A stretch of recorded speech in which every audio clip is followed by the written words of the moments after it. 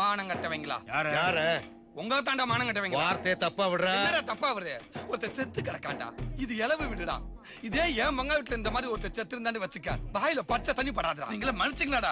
காப்பியை கொடுத்தா குடிக்கிறீங்க, டீயை கொடுத்தா குடிக்கிறீங்க, கூல்ட்ரிங்க்ஸ் கொடுத்தா குடிக்கிறீங்க, மொத்த குடும்பமும் கோமியத்தை கொடுத்தாலும் குடிப்பீங்க போல இருக்கேடா. டாய் டாய் என்னடா டே செத்த பணத்துக்கு மரியாதை செய்ய வக்கல நீங்க எல்லாம் பேசுற. இதே சால என் கையில கொடுத்து பாரு எப்படி செலிப்ரேட் பண்ணி காட்டுறேன்னு. மான மரியாதை எல்லாம் போச்சு.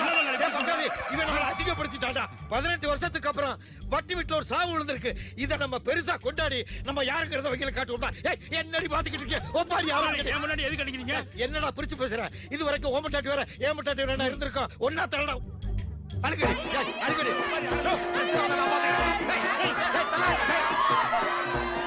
அதா என்னது? எல்லாரும் நம்ம கல்யாணத்துக்கு வந்தவங்க தான். என்னடா கல்யாணோட சாவுடா பாத்துக்கறேன்.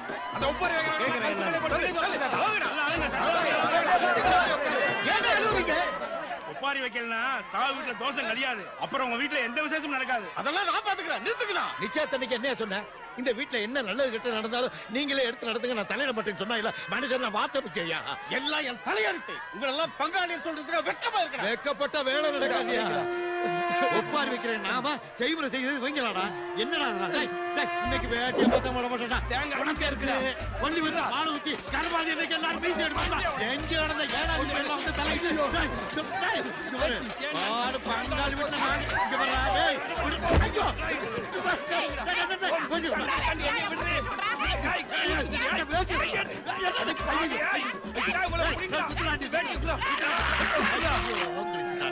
பாதி வாட்டியாவது போத்துனோம்ல.